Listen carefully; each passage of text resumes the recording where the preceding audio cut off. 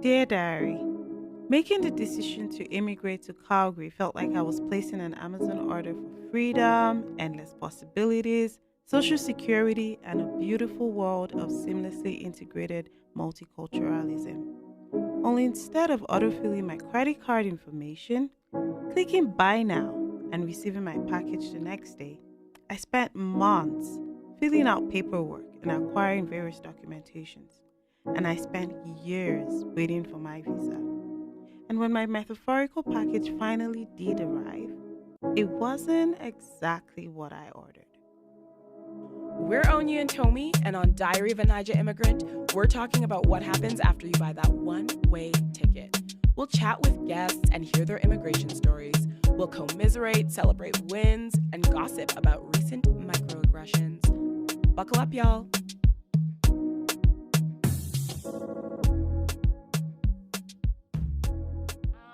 Okay, we're rolling. Hello. Hello. Welcome to a new episode of Diary of a Niger Immigrant. Okay, today we have a very, very special guest, a poet, a designer, a performer, a friend, all things. Oh my gosh. Tola, welcome, and thank you so much for joining us today. Thank you both so much for having me. I'm very excited. As soon as I saw this became a thing, yes. I was like, this is what the city needs. Oh my gosh, this yes. is what the city needs. And I was like, we have to have you on. We have to hear your story. But before we even dive into anything, can you just give us a little intro? Just like tell us who you are, what you do. Who are you? Wow. Okay, so my name is Adetola Adedipe. And I'm a Nigerian immigrant. My family's Nigerian. I was born and raised in South Africa. And we immigrated here for university, and my family was like, we're moving. And so I went to the University of Calgary. I have my bachelor's in kinesiology, which is cool. And then I'm also a spoken word artist and performer. I go by the name aloT of poetry.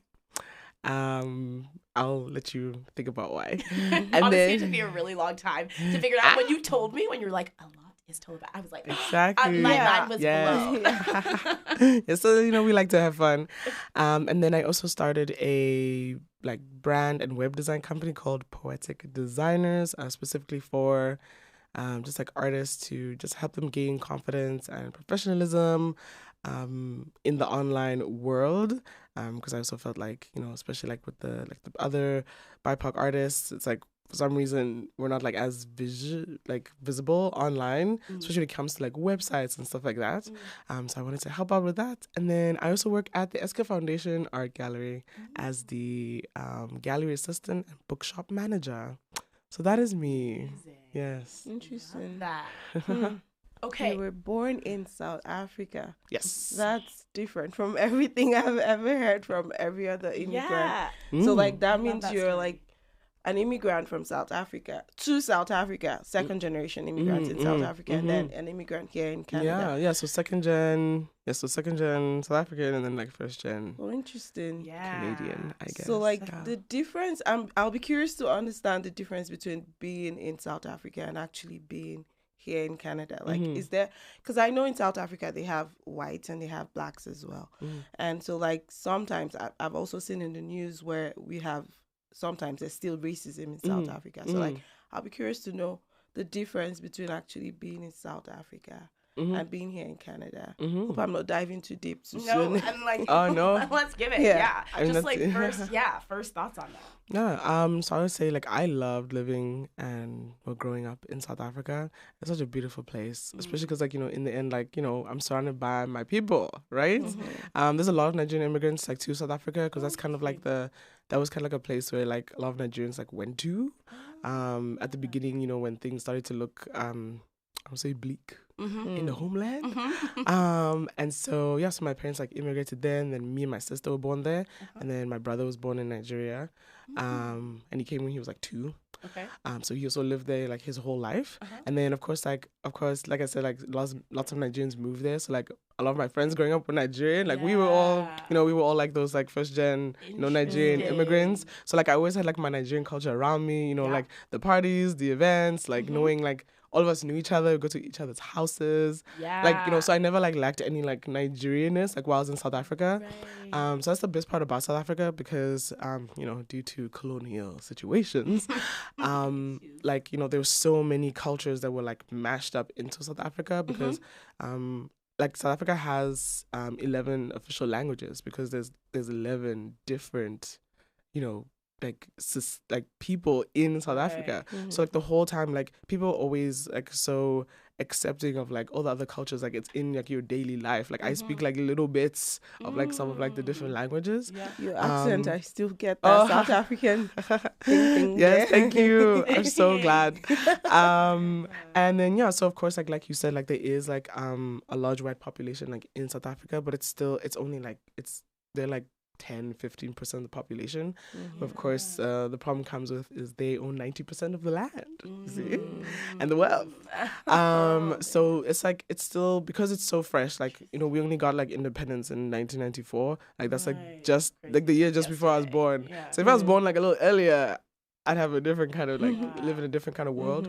So I think that's why lots of people are kind of harsh about South Africa. It's still a young country. Other countries have had 50 years, 30 years, 50 years to have their independence, but South Africa, we just hitting 20 years of independence next year. So that's interesting because Nigeria is 63. But 30? The difference in the development is night and day, right? Because I've been to South Africa is a place where we go to for tourism and all of that. Yeah. So you cannot compare tourism in South Africa to Nigeria. But isn't that also partly because of that freshness of colonization, that it's very much okay, this is how we have to set up the culture. This is how things have to look. I wonder if that plays a part into I'm not that. sure. I just feel like Nigeria, oh my God, I don't know how this is going to sound, but the corruption is just something that has eaten deep into Nigeria. And then the colonial system, the way they left Nigeria Nigeria in a way that they would be able to control the country. So they left it in the hands of the most corrupt set of people. And so they're able to hold and have strongholds on the country, if that makes sense. So maybe they learned from everything they had done to Nigeria and they decided to let go a little bit of South Africa. And the fact that, I don't know how this might sound, but South Africa still has almost, should I say 50-50 population, white and black? No, like I said, 10, how do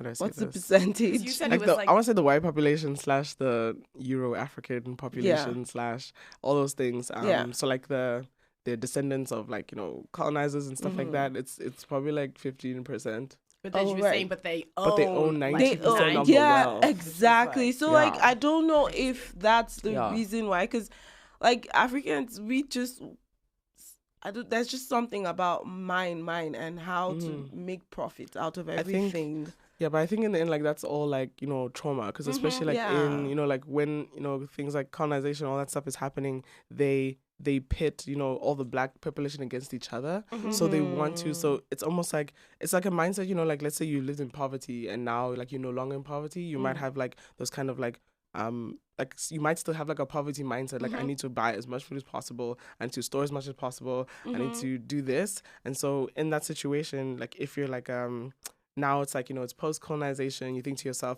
okay, I need to make sure that I'm set up because no one else is going to help me. If I'm going to be the successful black person in this white space, I need to make sure that I'm the best, even if it's at the expense of my other black folk, my other kinfolk. I need to make sure that I'm still the best because there's no space for two amazing black people. I need to be the best. So and by the way, it's that's kind of the point, I feel too, of colonization, is they come in, they're we're gonna make this place great, we're gonna do things our way, all this stuff, and then this idea of gaining independence feels like this great thing and this great gift, but then these countries are left in terrible conditions because they are made to be so reliant on their oppressors. Exactly. And then there's also this feeling of just well, things were better off when we were here. Things were better off when, but really, it's just no, that's the plan. They come and they strip these countries of any sort of form of independence, and then even when they do get it, it's Exactly. Yeah, It's Feel like under dependent on us. exactly under Exactly. colonial rule. It's like, yes, like sure, you guys were in charge, but you weren't in charge with also other people trying to plot your downfall every day. Make sure your children don't have wealth. Make sure that their children don't have wealth. Make sure that they don't get educated. You keep them under like under this, like you put them under your shoe. Like you Yeah. keep oppressing them to the point where they can't see their future. They only see like now, like I need to survive now, instead of like having the mindset like, okay, how can I make this better like for my children? It's like, will my children even survive? Right. Will they even Right. be The idea of you know- investing and generational wealth and all of those things, Exactly. like that's just such a luxury to be able to think like that when you're Exactly. just trying to make it through the Yeah. week. Yeah. the day, the hour? I'm curious because, like, yeah, I've never been to South Africa, and you were talking about it. I'm curious to know, like, growing up in terms of like the culture and stuff. Did you feel South African? Did you feel Nigerian? You were saying like you were surrounded a lot by Nigerians. Ooh. Did that feel like where was your sense of sort of identity or place? Oh. Not you bringing up my insecurity. Let's see. So it was like a mix of both. Like, because I always saw myself like, I'm Nigerian, I'm South African. And then of course like you have the people who are like indigenously like South African, like from that area. So like I know of course like I'm not them, like their families have a different story from my family, but in the end it's like I can still empathize with their like story, which is why like in the end like it didn't like matter to me, but you still like acknowledge like I'm not like my parents weren't suffering the way that their parents were suffering literally like 10 years ago kind of thing. Yep. So it was always very interesting. I never felt like oh, I'm not like South African enough or I'm not Nigerian enough. Except when like certain things would like come up, and then especially when things like the xenophobia and all that stuff started happening. But in the end, like for me, I know there's a lot of like African immigrants that came to South Africa that are like angry with South Africans because of like the xenophobia and all that stuff, and which is 100% fair. Like that should not be happening. But in the end, all that stuff is literally only happening because like South Africa is still like healing. Like indigenous South Africans have a lot of trauma, a lot of anger, because in the end, like you see, like we've gained this independence, but like our people are still the ones in these like super low income areas. They're like dying at higher rates and stuff like that. So like they're angry, and I get it. So that's why it's like for me, it's like I know I can be South African with still like understanding like the plights of indigenous South Africans, because also in the end like a lot of white people see black people the same, like I would still have like white people trying to talk to me like in another South African indigenous language and be like, oh, don't you understand? I'm like, what? Because like we all look so different, and that's like and it's so wild to me. So of course like in school you would have like sometimes you would have like like the Sutu kids, you'd have like the Zulu kids, the kids who speak Xhosa, and you're just like, okay, of course, you can't speak any of those languages. Right. So of course, like sometimes my friend group growing up, it was like me, my other friend who's Nigerian, my other friend whose family was Angolan, my other friend whose family was Zimbabwean, South African, my other friend, her family is Namibian, and then my other friend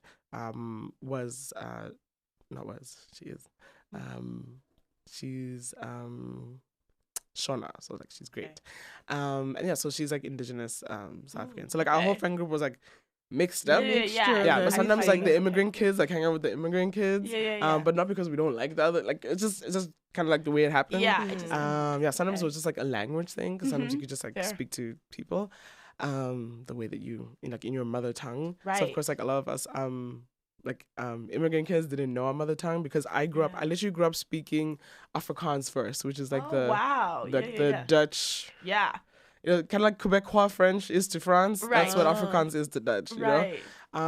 So that was the first language I spoke, which is wild, right? So like that's really interesting. it's like, and then I spoke English. So it's like, of course, like my parents, like they were hustling, they were grinding. They didn't like, honestly, like fair, they didn't have time to teach me Yoruba like super early on. Did your parents speak Afrikaans? No, because they came from like, they were straight from Nigeria. So I was like, so that was, but that you were just born here, so like so it's like like really of course like they were busy and they want you to fit into like the school. Like I was the only like black kid at my preschool. I mean, how's that possible with a 90% population of black kids? Because like they don't get to go to school. Yeah, so it's like it was wild, because there's still only Afrikaans schools and universities in South Africa. Oh, you're like kidding. It's like Okay. they'll have like English and like Afrikaans, or like you'll have like Afrikaans high school. So it's like, and that's how deep it is. Like you don't have Zulu high schools. You Right. don't have, and usually they'll just say, build your own high school. It's like, you built this off the backs of South Africans. What are you Oh my talking about? gosh. So it's like, it's such a wild thing that sometimes like white South Africans sometimes, because you talked about the racism, like how's the racism there versus like the racism here. The racism there, like, it's alive and well, but they don't hide it. They're like, it is what it is. But there's also still like this delusion, like, oh, just work hard and you can like get what you want. Like, why are you trying to like destroy our culture? It's like, that's your colonial culture. Right. Your culture is built of black people's blood. What are you talking about? This Sounds so South African. I'm so sorry. I can shake off the accent. That's okay. I love Yeah. it. But it's like, I'll give you like a very good example. There was a time when I went to the University of Pretoria for a little bit before I came here, and there was a time when they wanted to talk about having instruction in one of those South African like indigenous languages. So like where there was like Sotho, Zulu. I think it was Zulu at the time, and the Afrikaans kids were not having it. They're not having it. Because the thing is, like, you could have, at the university, you could have classes in English or you could have classes in Afrikaans. But you couldn't have any other instruction. So it's like, you can choose to take a test in English or Afrikaans. So, of Right. course, there's, like, a benefit to taking tests in your indigenous language. Right. So other people, they didn't get that. They didn't have that opportunity. Yeah. So like when they wanted to introduce like a new language of instruction, the Afrikaans community lost their damn minds. They were like, Interesting. But this is trying also to going to erase be us. an addition, no? Exactly, Yeah, exactly. It's not So like they were we're like, gonna you're trying to replace Afrikaans us. with You're it. trying to kill our culture, Right. and then and so they were like, okay, another solution is have only instruction in English, and then you do it in your second tongue, just like all the other South Just Africans like have to do it in everybody their second else's. tongue. Right. You weren't having it. Of They course, that lost makes their sense freaking because it's like, who wants to do these tests and everything like that in a second language? But people have been doing it. But people have been doing Just it. not It's you, actually because you didn't have to wild. choose. You No, didn't it's have to actually choose. wild. And I don't know why this is the first time it's occurring to me, because Mm-hmm. obviously it's like I know so many people who immigrated to Canada and who didn't speak English, but it's just like with my family, obviously like everybody Yeah. speaks English in Nigeria, so it wasn't like ESL for them. Mm-hmm. But I was now just thinking about, for the first time, when you were talking about you growing up in your first language being Afrikaans, and obviously your parents not speaking Afrikaans, like I was like, what a crazy That's wild. experience That's for a wild. parent to That's raise a wild. child who is speaking a language and learning to talk and learning language and learning how to communicate in a language that you don't speak Yeah. or understand. Yeah. Like, that is a crazy experience. I know, because then they had to like learn like some Afrikaans, some Sotho, some Zulu, because that's where they are. Yeah. But it's like in the end, it's like What a that's learning curve. That's wild. That's wild. Yeah, so I definitely like, I know there's a lot of like children of like Nigerian immigrants who don't speak like fluent, and things like, and sometimes there's like all these TikTok videos where like it's like, you didn't teach me and stuff like that, which is fair. Like, sure, we weren't taught, but it's like they also had so many other were things busy. going on. They There's so were many things so- going on. Yeah. They need to just make sure that you're not being bullied at school for your accent because Yeah. you can't speak this way. They need to set you up for success. If they're gonna set you up for success, then you just speak English. Exactly. You're gonna focus on English. You're gonna focus on Exactly. Yeah. I'm kind of confused here. So you were saying TikTok videos of some children that don't speak English, children from South Who Africa? don't speak like their Nigerian mother tongue. Oh, right. Okay. So like people Okay. like me, essentially Yeah. being like, Yeah. oh, mom, dad, like, why didn't you why Yeah. didn't you focus on teaching me, like that kind of Yeah. thing. Yeah. So, but like, I feel like because I grew up in Nigeria, so I'm going to speak for myself. So growing up in Nigeria, I spoke English as a child, like growing up and everything. And at some point, I couldn't speak my mother tongue. I'm Igbo, but I couldn't speak my mother tongue. And I could understand, because anytime my mom was mad, she Right, right, switches right. over to You understand the local threats. language. You understand the Exactly. So you could, even now, like my kids, like when I'm like, Beba, Yeah. like come here, Yeah, that kind they of thing. know. They know. They don't what, even have to know to know. exactly. You don't have to know to know. Yeah. Exactly. That's the word. So like, but at some point, your parents start to understand the mother tongue just a little bit. Yes. And my mom sent me for university. She sent me to Anambra, so I could start to understand and speak the language. And then Christmas sometimes we would go home. But like, it's just wild that here when people come here, like, do you get that when like people ask you, how do you speak English? And you're from Nigeria, or Exactly. because so many people have asked me that question, and it's weird to me because I'm just like, colonization, baby. exactly, we were colonized by the British. Most born African raised. countries speak either English or French Yeah. or Like, what are we or- supposed to do? Yeah, exactly. So like, do you find that sometimes, and how has your assimilation into South African culture and the language and everything helped you cope in this part of the world, Canada? Oh, that's interesting. Yeah, I mean, like growing up speaking English. So like when I came here as well, like I think the thing that shook me the most is when I was applying to university and they said like prove that you have English proficiency. So I'm like, can I just send you like my school's information? I went to English speaking schools my whole life. Yeah. What do you want from me? Yeah. You're like, you prove it. I'm like, why should I take this test? Of course we have English schools in Africa. We have Yeah. no choice. Oh What are you my talking? Yeah.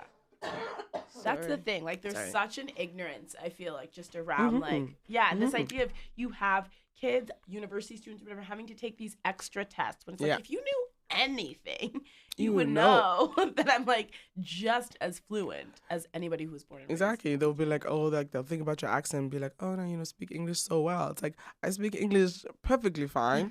I just happen to have an accent, and that's very strange that you think that I wouldn't speak English. I think Yeah. at this point in time, it's strange that they think that we wouldn't speak English. Like even us Yeah. being asked to take that test to me is insulting. It's I'm very like, insulting. I took my high school exams in English. You know, Yes. I got like distinctions because that's the way it's gotta be. Of course. And I'm like, excuse me. It's What? it's incredibly insulting, and I would have to fact check this, but I do not think the same requirements are the case for somebody who would come from like Austria or Germany or something Exactly. like that, when typically they're actually like English is your second, it's not your first language. Yes, you still would speak English, but it's something that's learned at a certain point in school, you know. Yes. Whereas it's like you look at people who have been learning English side by side with another language their entire life, and it's still like, prove it, like take this test. I'm like, I can't. Yeah. It's like, I can't do this. So okay, so you have this whole experience. You're in South Africa. You're born and raised. What? First of all, when did you come to Canada? 2015 for first year of university. For first year of university. Okay. So walk us through that journey for Oh. how making the decision to come to Canada, making the decision to come to Calgary, if that's where you came 1st. Who did you bring with you? Like, what was that process? Right. Let the record show I did not choose to move here. So my parents were like planning to like move to Canada like for a while. Of course, they didn't tell us. So my dad, Such a common thing. my dad moved here first, and he was like planning for like PR for us, and then we actually came to Calgary one time to like visit him. It's like, oh, this is nice, and it was weird. Like they would like take us to like the universities. This was my first like thing. They were like taking us to like tour the University of Calgary and stuff like that. And I was like, that's nice. I'm going to the University of Pretoria, but this is cute. Whatever. And it just at the end of our stay, our parents was like, you should apply to universities here. And we're like, why? Not the Why would we ambush. do that? And we're like, I don't know, you never know, just to have options and stuff like that. And I was like, okay, sure. So like we spent like 4 hours like applying to universities. Like my sister couldn't at the time because she was like in grade 9 or 10 or something like that. Okay. What And grade? So then were you like grade I was 12 like, at this point? I was like grade 12. I was Okay. going into grade 12. Okay. And so so I was like, okay, because the school year is different as well. So like Yeah. we start January to December, Gotcha. which I think makes sense to me. But I guess for the weather here, it makes sense for here. And then my dad, he actually lived in a house in Regina. So I was like, and we've been there as well. Like we went there and then we drove to Calgary. And then I was like, I don't really like the way this place looks. I don't think I'm going to apply to any schools in Saskatchewan. That was before I knew how to say Saskatchewan. I was like, what is this word? But now I'm like, I must say it because it's indigenous language. Yes, I have to learn how to say it. And then so then I applied. I was like, sure, whatever. Of course, like all the course, like the kind of like names of degrees are different. I was like, I don't Right. even know. I haven't even applied like at home yet. I don't know what's going on here. Yeah. So I just applied for kinesiology because it was like sports and science, and I like sports and science. So I was like, Fair I enough. bet. Works for me. You know, and I applied to like everywhere. I applied to Queens, UBC, U of T, everywhere, and of course UFC. Okay. I got in everywhere. Let the record my show. gosh. Okay. But yeah, so then I went home, lived my best life, did grade 12, did my final exams, did well, got into University of Pretoria, and then I think it was like 4 months in, and my mom and dad were like, "We're moving to Canada." Okay, wait. 4 months into university? Hmm? 4 months into university? Yeah. Were you really? Yeah, so I was in first year already. Like So I you were, was in the trenches. You were starting your new life. Exactly. Already. I was so excited. I was like with my friends. Like I was like, This I was is so heartbreaking. excited because this is what you look for like your whole life. Like Right. you go to school. It's like yes, I'm going to University of Pretoria. I'm going to be with my friends. I'm going to graduate. We're going to graduate together. We're going to go to each other's weddings. We're going to do this. We're going to go on holiday together like we've always wanted. Yes. Like we're going to have our own money. We're going to do what we want. Yep. All these things. We're going to date. We're going to party. All the things. Of course. Oof. And university is such a specific, like, I feel like it's such a specific, like, start to your new life. And yes, you're still especially like, when you're a child of Niger parents. Yeah. Like I'm finally going to be a little bit free. yeah, a little bit free. A little. Yeah, to be free. A taste of adulthood. Yeah. So to have that, like, kind of Ripped from ripped you. from under you and being like, we're moving to Canada. Remember Yeah. that Regina place? Yeah, we're going there. And I was like, oh my God. Did you guys actually move to Regina or Calgary? Yeah, so the thing is they bought a house in Regina because when you're applying for a citizenship, you need to have like a place of residence. So I mean, like I said, like we applied for universities before. So like me and my brother got into the University of Regina.